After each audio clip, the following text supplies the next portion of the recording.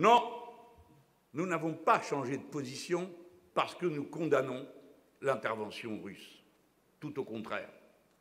Depuis 2014, je répète sur tous les tons, avec quelques autres ici à cette tribune, qu'on n'humiliera pas durablement la Russie si, en continuant à faire avancer l'OTAN à toutes ses portes, que c'est un danger qu'ils n'accepteront jamais.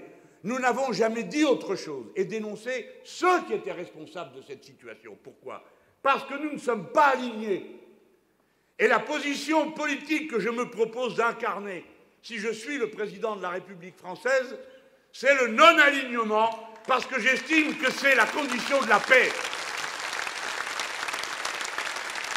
Mais le non-alignement n'a jamais voulu dire la neutralité. Nous ne sommes pas neutres, puisque nous sommes pour la paix et pour la défendre. Contre qui? Contre ceux qui la remettent en cause. Qui c'est? Qui que ce soit.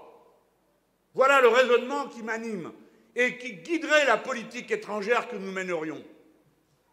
Si quelqu'un en a un autre, c'est-à-dire continuer à se jouer du violon sur l'OTAN et la Pax Americana, dont on nous avait dit en 1991, avant d'attaquer l'Irak, qu'elle inaugurait une ère nouvelle de la paix du monde, celle que garantiraient les États-Unis d'Amérique, qui, entre-temps, ont certes victorieusement envahi l'île de la Grenade pour en chasser le gouvernement communiste qui y était depuis 2 mois, mais qui ont été mis en déroute en Somalie, en Irak, qui ont quitté l'Afghanistan dans les conditions dont vous vous souvenez sans avoir prévenu personne, et qui là, nous dit M. Biden, l'invasion a eu lieu comme nous l'avions prévu. Ah bon?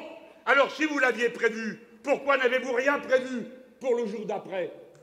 Et pourquoi les dirigeants français, qui nécessairement sont les meilleurs amis du monde avec les Américains, est-ce que le président des États-Unis n'époussait pas lui-même les pellicules sur les épaules de M. Macron?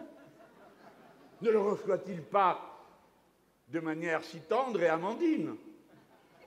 Alors, Biden avait dit à Macron, qui s'en vante de lui téléphoner tous les jours, l'invasion va avoir lieu, et M. Macron ne l'a pas cru. Et apparemment, personne ne l'a cru, puisque personne n'a rien prévu. Et maintenant, c'est le concours des fiers à bras. Nous allons envoyer des armes. Ah bon? Vous avez réellement l'intention d'aller vous fourrer dans ce nid de frelons? Vous ne croyez pas que le plus important, c'est d'exiger le cessez-le-feu immédiat et de commencer les discussions sérieuses au lieu d'envoyer du matériel de guerre? Et à qui vous allez faire croire que vous allez faire quelque chose? Ah oui, des sanctions. Ah oui, mais pas pour les diamants, on dit les Hollandais. Ça compromet le commerce. Ah oui, mais pas pour les articles de luxe, on dit les Italiens, parce qu'il faut bien qu'on vende nos articles, etc., etc.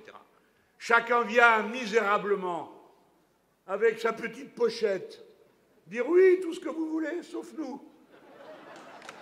Voilà les grands guerriers. Ce que je vous propose, depuis le début, je vous ai dit que nous n'avions rien à faire dans un équipage pareil.